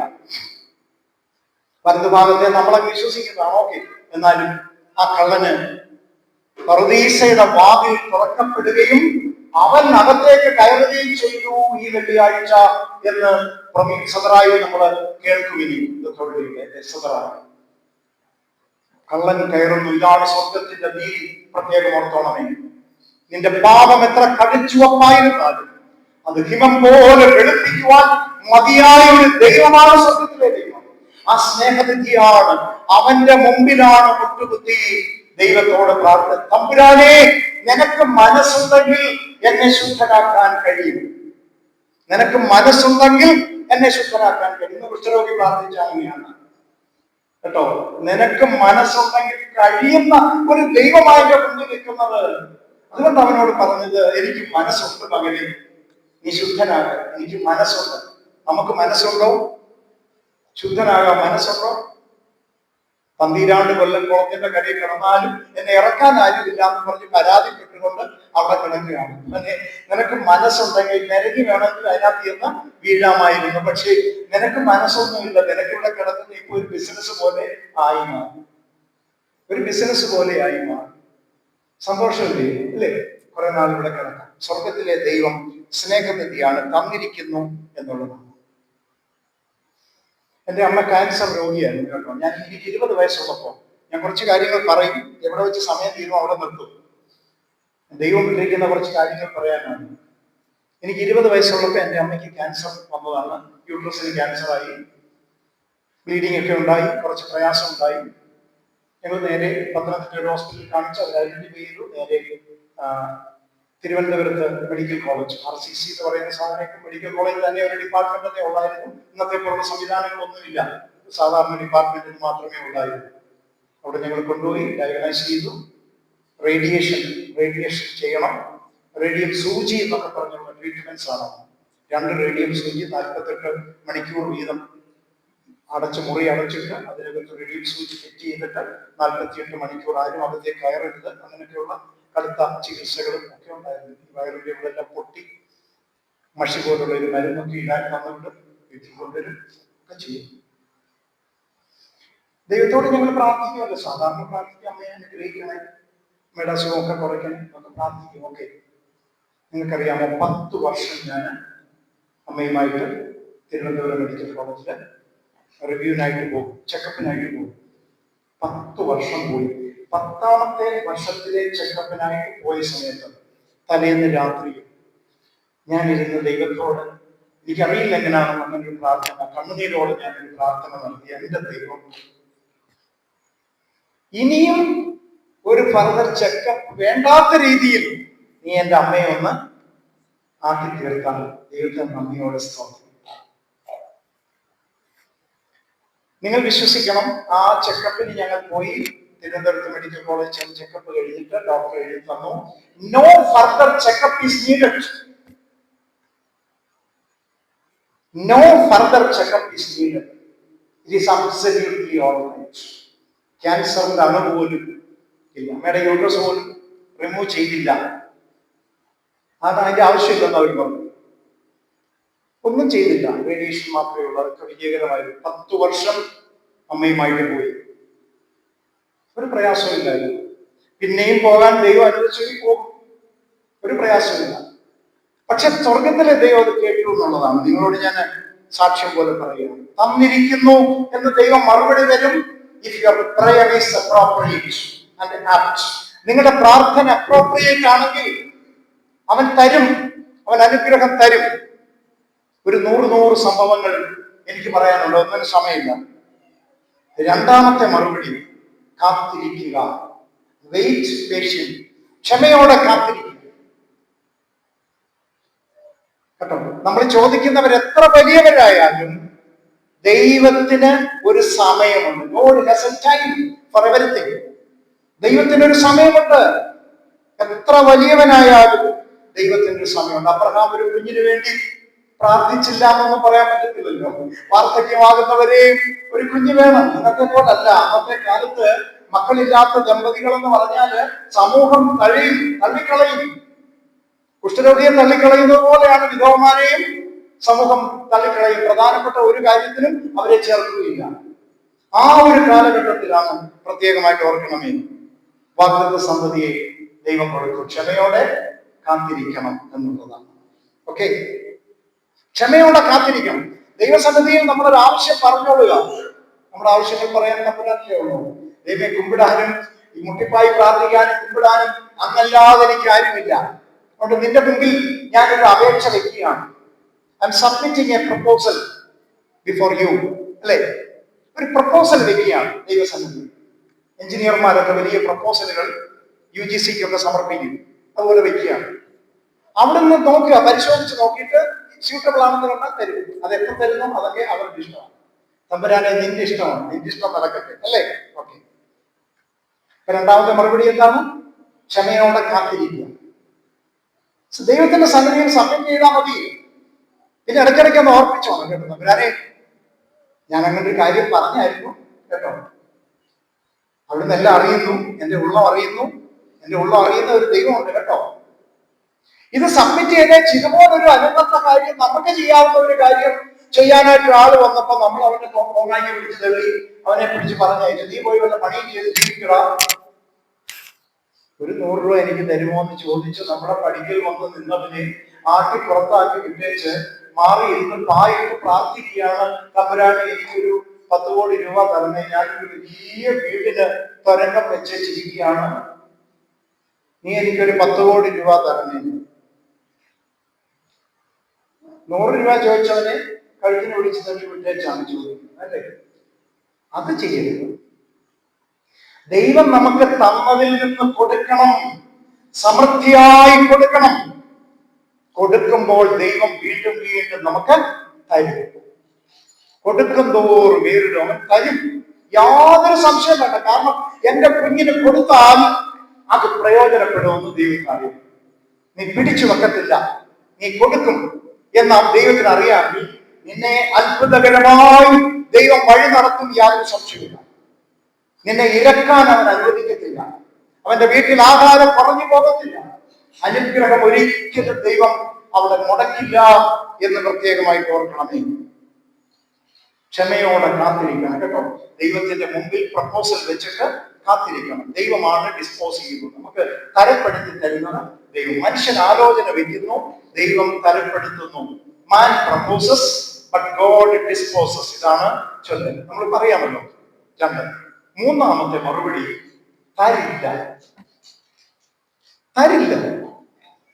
ഇത് ആരുടെ പ്രാർത്ഥനയാണെന്ന് ഓർത്തോണം. ഒരു ഭക്തന്റെ ശ്രദ്ധയോടെയുള്ള ഏറ്റവും ആക്റ്റായിട്ടുള്ള ഒരു പ്രാർത്ഥനയ്ക്കുള്ള മറുപടിയാണ് ഞാൻ ഈ പറയുന്നത്. മറ്റൊന്നിനും ദൈവം ചെവി തരത്ത് പോലുമില്ല. ഒരു ഭക്തന്റെ ഏറ്റവും അനുയോജ്യമായ പ്രാർത്ഥനയ്ക്ക് മൂന്നാമത്തെ മറുപടിയാണ് തരില്ല. തരില്ല. ഏറ്റവും പ്രധാനപ്പെട്ട ഒരു തെളിവ് പൗലോസ്ലീഹ തന്റെ ശരീരത്തിലുണ്ടായിരുന്ന ഒരു രോഗം മാറാൻ 3 വട്ടം ദൈവത്തോട് പ്രാർത്ഥിച്ചു. 2 കൊരിന്ത്യർ 12:7 മുതൽ 10 വരെ വീട്ടിൽ ചെന്ന് വായിച്ചാണ്. 3 വട്ടം പ്രാർത്ഥിച്ചെന്നാവും പൗലോസ്ലീഹ. പൗലോസ്ലീഹ നിസ്സാരക്കാരനായിരുന്നു അല്ലല്ലോ.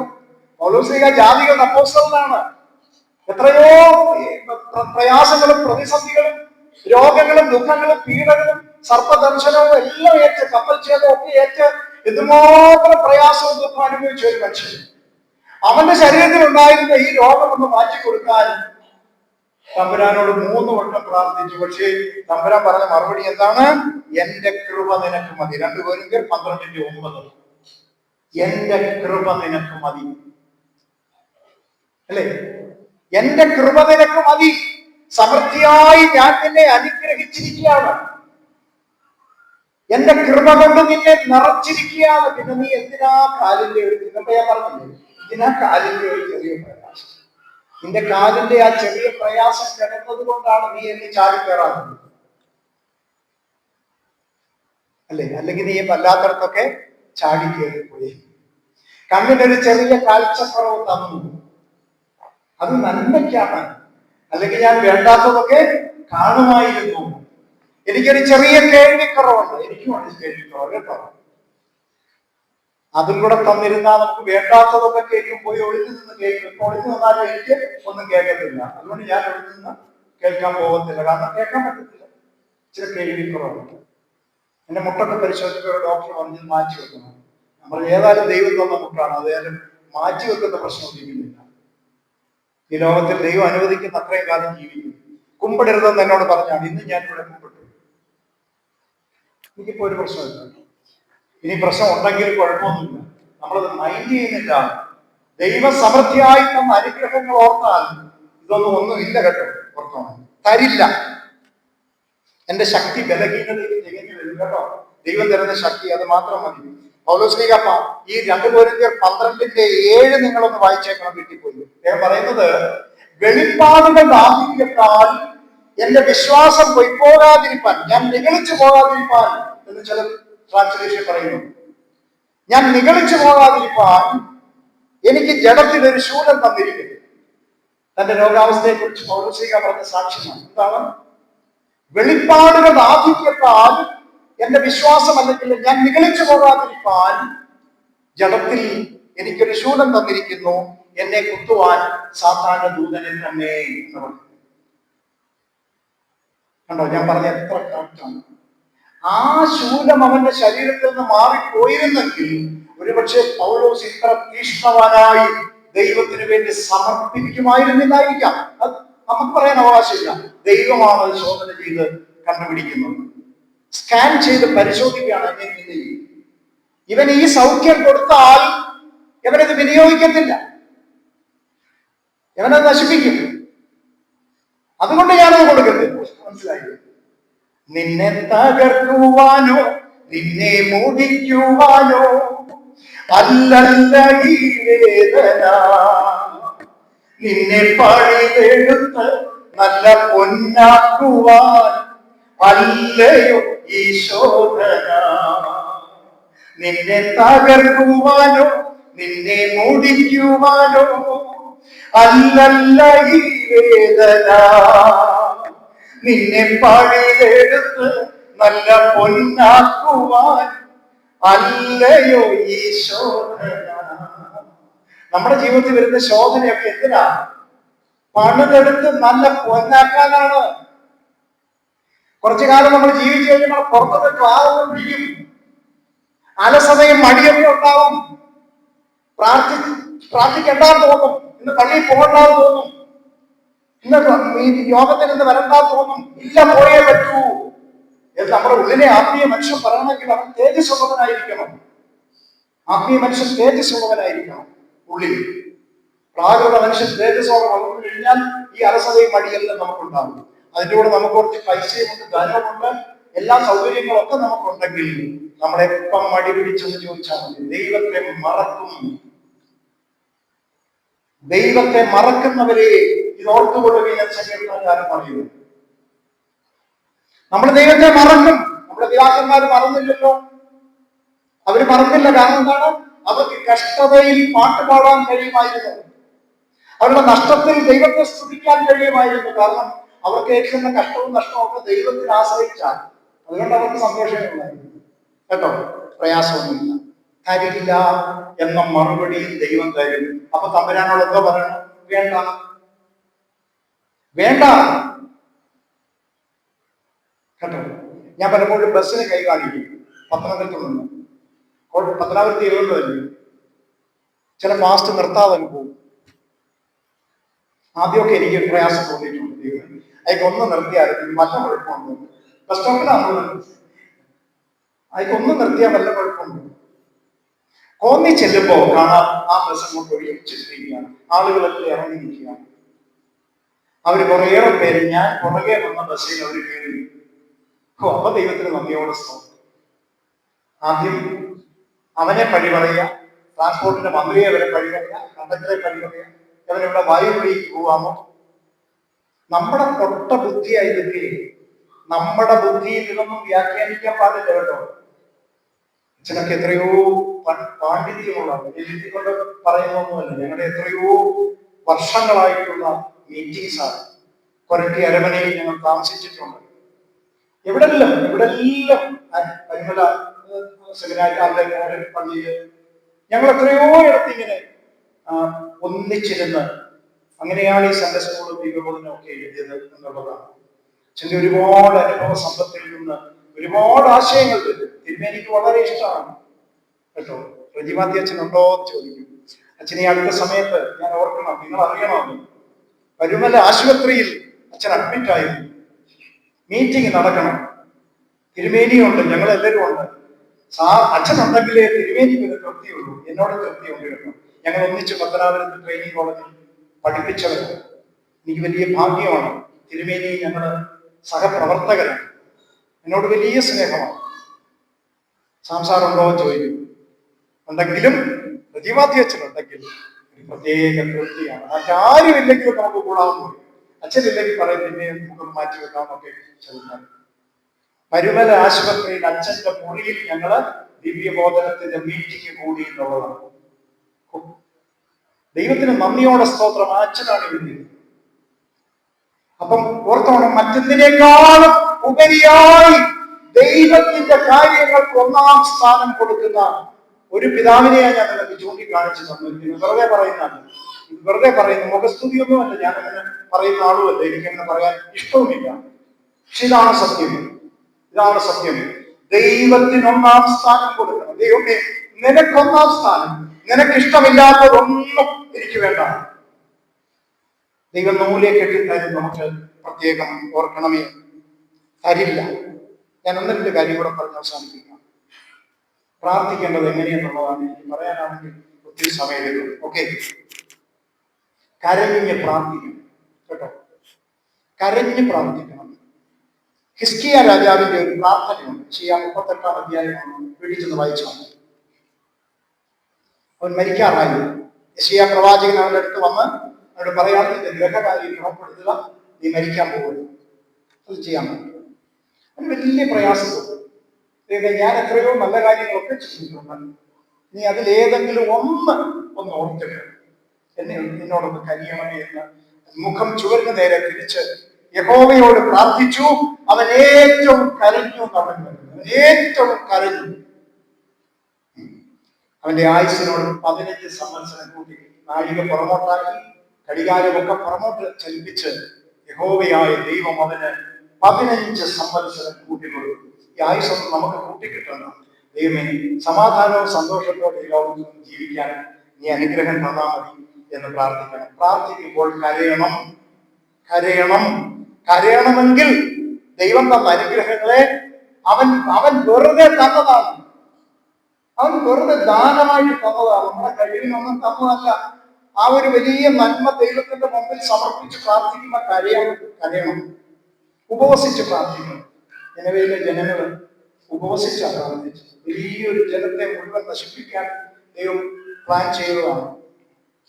അതിനായിട്ട് യോന നേരെ പോയി തർശീശിലേക്ക് പോയി എന്നൊക്കെ നമ്മൾ യോനയെ കുറ്റപ്പെടുത്തും. പക്ഷേ ഞാൻ പഠിച്ചപ്പോൾ, ചിലക്ക് ഒരുപാട് അതിനെക്കുറിച്ച് അറിയാം, ഞാൻ പഠിച്ചപ്പോൾ യോന വലിയ തയ്യാറെടുപ്പില്ലാതെയായി വലിയ ജനതയുടെ മുമ്പിലേക്ക് പോയി പ്രസംഗിക്കാൻ പോയത്. മനസ്സിലായില്ലേ? അങ്ങനെ പോകാൻ പറ്റില്ല. ദൈവത്തിന്റെ വചനം ഘോഷിക്കാൻ പോകുന്നവർ തയ്യാറെടുപ്പുകൾ വേണം. തയ്യാറെടുക്കണം, പ്രാർത്ഥിക്കണം. ഞാൻ ഇന്നിവിടെ വരാൻ ദൈവത്തോട് പ്രാർത്ഥിച്ചു. ഇന്നലെ വീണ്ടും ഞാൻ ദൈവത്തോട് പ്രാർത്ഥിച്ചു. ഇന്ന് ഇറങ്ങുന്നതിന് മുമ്പ് പ്രാർത്ഥിച്ചു. വന്ന വഴിയിലും പ്രാർത്ഥനയായിരുന്നു. നിന്റെ ജനത്തോട് സംസാരിക്കാൻ എനിക്ക് ശക്തി നൽകണം. എന്തെങ്കിലും നിങ്ങളുടെ മനസ്സിലേക്ക് ഇന്ന് കയറിയിട്ടുണ്ടെങ്കിൽ അത് ദൈവത്തിന്റെ ആത്മാവാണ്, യാതൊരു സംശയവുമില്ല. ഇത് പ്രത്യേകം ഓർത്തിരിക്കണം. യോന അവിടേക്ക് പോയി, അവനെ എടുത്ത് കടലിലെറിഞ്ഞു. വലിയൊരു മത്സ്യത്തിന്റെ വയറ്റിൽ 3 ദിവസം അവൻ അയ്യം വിളിച്ചു എന്നാ പറയുന്നത്. അയ്യം വിളിച്ചു പ്രാർത്ഥിച്ചു. വലിയൊരു ഉപവാസം. യോനയുടെ അടയാളമല്ലാതെ വേറൊരു അടയാളം എനിക്ക് വരാനില്ല എന്ന് കർത്താവ് ആ കല്ലറയിൽ ഇരുന്നതിനെ കുറിച്ച് പറഞ്ഞു. നമുക്കറിയാവുന്നു. വലിയ പവറായിരുന്നു. മത്സ്യം കൊണ്ടങ്ങോട്ട് ശബ്ദിക്കുന്നതിനവേ യോനയെ കൊണ്ട് പോയി നല്ല ശക്തമായിട്ട് പ്രസംഗിച്ചു. അവരെല്ലാം മാനസാന്തരപ്പെട്ടു. ഇതാണ് പ്രിപ്പറേഷൻ. യോനെ ഒരിക്കലും നമ്മൾ പഴി പറയരുത്. അവൻ പ്രിപ്പറേഷൻ നടത്തുകയായിരുന്നു. ഉപവസിച്ച് പ്രാർത്ഥിക്കണം. പൂർണ്ണ വിശ്വാസത്തോടെ പ്രാർത്ഥിക്കണം. പൂർണ്ണ വിശ്വാസത്തോടെ പ്രാർത്ഥിക്കണം. പൂർണ്ണ വിശ്വാസത്തോടെ എന്ന് പറഞ്ഞാൽ ദൈവത്തിന്റെ മഹത്വം മനസ്സിലാക്കി പ്രാർത്ഥിക്കണം. സർവശക്തനാണ് ദൈവം, സർവസമ്പന്നനാണ് ദൈവം. നമുക്ക് ചിന്തിക്കാനോ സങ്കല്പിക്കാനോ കഴിയാത്ത സമ്പന്നനാണ് ദൈവം.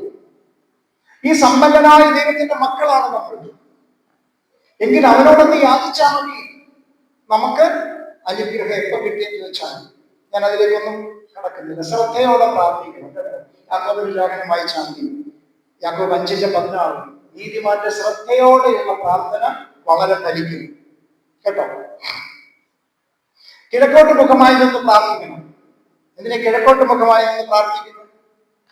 കർത്താവിന്റെ 2ാമത്തെ വരവിനെ കുറിച്ച് സക്കറിയ പ്രവാചകൻ പറയുന്നു. സക്കറിയ 14:4-5 വീട്ടിൽ നിന്ന് വായിച്ചാൽ മതി.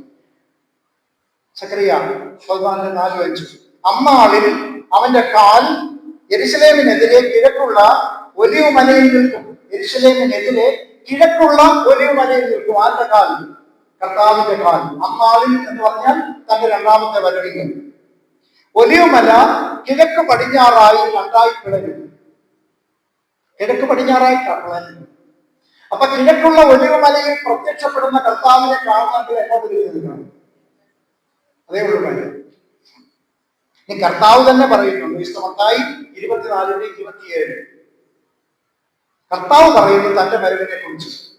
മിന്നൽ കിഴക്ക് നിന്ന് പുറപ്പെട്ട് പടിഞ്ഞാറോട്ട് വിളങ്ങും പോലെ മനുഷ്യപുത്രന്റെ വരവാകും.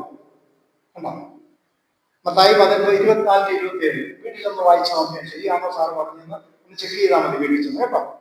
മിന്നൽ കിഴക്ക് നിന്ന് പടിഞ്ഞാറോട്ട് വിളങ്ങും പോലെ, കിഴക്ക് നിന്ന് പുറപ്പെട്ട് പടിഞ്ഞാറോട്ട് വിളങ്ങും പോലെ മനുഷ്യപുത്രന്റെ വരവാകുമെന്ന് ആര് പറഞ്ഞു? കർത്താവ് തന്നെ പറഞ്ഞ കാര്യം. അപ്പൊ അത് എതിർക്കാൻ പറ്റും അല്ലേ? ഓക്കെ, ധാരാളം ഉദാഹരണങ്ങളുണ്ട്, അതിലേക്കൊന്നും ഞാൻ പോകുന്നില്ല. കിഴക്കോട്ട് മുഖമായി നിന്നുകൊണ്ട് പ്രാർത്ഥിക്കണം. നമ്മുടെ വിശ്വാസമാണ്. മറ്റാൾ ചോദിക്കുക എന്തിനാണ് പടിഞ്ഞാറോട്ടോ തെക്കോട്ടോ വടക്കോട്ടോ എവിടെ നിന്ന് പ്രാർത്ഥിച്ചതല്ല, എന്റെ കർത്താവ് വരുന്ന കിഴക്കുമെന്നാണ്. ഞാൻ അവരോട് നോക്കിയേ പ്രാർത്ഥിക്കുള്ളൂ. എന്റെ വിശ്വാസമാണ്. നിങ്ങൾ എവിടോട്ട് വേണേ പ്രാർത്ഥിച്ചു. നിന്നുകൊണ്ട് പ്രാർത്ഥിക്കുന്നു കേട്ടോ, നിന്നുകൊണ്ട് പ്രാർത്ഥിക്കുന്നു. കൗമയുടെ അർത്ഥം നിൽപ്പെന്നാണ് കേട്ടോ, നിൽപ്പ്. കൗമ എന്നൊരു വിശുദ്ധനുണ്ട്, അച്ഛനറിയാം, നിങ്ങൾക്കൊക്കെ അറിയുന്നവർ കാണും. അദ്ദേഹം നിന്നുകൊണ്ട് പ്രാർത്ഥിച്ചു. നിന്നുകൊണ്ട് ഫുൾ ടൈം പ്രാർത്ഥിച്ച പിതാവ് നിന്നുകൊണ്ട് തന്നെ മരിച്ചതാണ് കൗമ പിതാവ്. മർക്കോസ് 11:25 കർത്താവ് പറയുന്ന ഒരു വാചകം കൂടെ പഠിച്ചോണം. നിങ്ങൾ പ്രാർത്ഥിക്കാൻ നിൽക്കുമ്പോൾ, പ്രാർത്ഥിക്കാൻ ഇരിക്കുമ്പോൾ വന്നുണ്ട് അല്ല. അവിടെ എങ്ങനെയാ പറയുന്നത്? മർക്കോസ് 11:25 നിങ്ങൾ പ്രാർത്ഥിപ്പാൻ നിൽക്കുമ്പോൾ കുമ്പിട്ട് പ്രാർത്ഥിക്കണം. ഇസ്രായേൽ മക്കൾ ദൈവസന്നിധിയിൽ പ്രാർത്ഥിച്ച അവസാനം മോശയെ തങ്ങളെ സ്വാതന്ത്ര്യപ്പെടുത്തുവാനായിട്ട് മോശയെ ദൈവം അയക്കുമ്പോൾ, ദൈവം എന്നെ അയച്ചതാണെന്ന് അവരെ ചെന്ന് അറിയിക്കുമ്പോൾ അവരത് വിശ്വസിച്ചിട്ട് ജനം കുമ്പിട്ട് നമസ്കരിച്ചു. പുറപ്പാട് 4:31 അത് പിടിച്ചത് വായിച്ചാൽ മതി. 12:27 പുറപ്പാട് 4:31 12:27 പറഞ്ഞു. അവര് തങ്ങളെ പുറപ്പെടുവിക്കുവാൻ തക്കവണ്ണം യഹോവ അയച്ചതാണ് മോശയെ മനസ്സിലാക്കിയപ്പോൾ ജനം കുമ്പിട്ട് നമസ്കരിച്ചു എന്ന് പ്രത്യേകമായിട്ട് അവിടെ എഴുതിയിരിക്കുന്നു. സ്തോത്രത്തോടെ പ്രാർത്ഥിക്കണം. സ്തോത്രത്തോടെ നമ്മുടെ ആവശ്യങ്ങളെ അറിയിക്കുക അത്രേ ചെയ്യുന്നത്. ഓക്കെ, സ്തോത്രത്തോടെ പ്രാർത്ഥിക്കണം എന്ന് പറഞ്ഞാൽ നമ്മൾ എപ്പോഴും ഇങ്ങനെ സ്തോത്രം എന്ന് അധര വ്യായാമം നടത്തിയത് കൊണ്ട് വലിയ കാര്യമില്ല. അത് തെറ്റാണെന്നൊന്നും ഞാൻ പറയുന്നില്ല. ഓക്കെ, സ്തോത്രം പറയാൻ നമുക്ക് അവകാശമുണ്ട്. സ്തോത്രം കർത്താവേ സ്തോത്രം 1000 നമ്മുടെ പിതാക്കന്മാർ പാട്ടിട്ടുണ്ട്, ഒന്നും കുഴപ്പമില്ല. പക്ഷെ ഈ പറയുന്ന സ്തോത്രത്തോടെ പ്രാർത്ഥിക്കണം എന്ന് പറഞ്ഞാൽ നമ്മുടെ ഒരു വലിയ സ്തോത്രമാണ്. അതെന്താണ്? വിശുദ്ധ കുർബാന. നമ്മൾ കുർബാനയിൽ ഏറ്റുപറയുന്ന ഒരു പ്രതിവാക്യമുണ്ട്. ഈ കുർബാന അനുഗ്രഹവും സമാധാനവും ബലിയും സ്തോത്രവുമാകുന്നു. വലിയ സ്തോത്രമാണ് ഈ കുർബാന. ആ കുർബാനയിൽ നല്ല സകലി ബോധത്തോടുകൂടി പങ്കെടുക്കുകയും അവിടെ ദൈവം പ്രസാദിക്കും, യാതൊരു സംശയമില്ല. അത്രയും അനുഗ്രഹത്തോടെ കുർബാന അനുഭവിക്കുകയും ചെയ്യുമ്പോൾ അതൊരു വലിയ പ്രാർത്ഥനയായിട്ട് മാറും. ഒരു എണ്ണം കൂടി പറഞ്ഞ് അവസാനിപ്പിക്കാം. പൂർണ്ണ സമർപ്പണത്തോടെ പ്രാർത്ഥിക്കണം.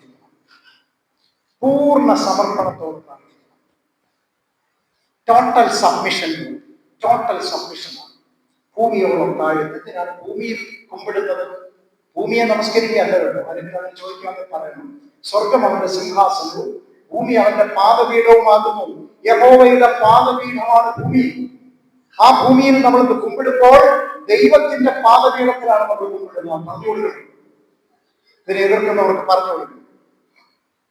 പൂർണ്ണ സമർപ്പണത്തോടെ ടോട്ടൽ സബ്മിഷൻ ആയിരിക്കണം ദൈവസന്നിധി. ദൈവം, ഞാൻ നിന്റെ വകയാണ്,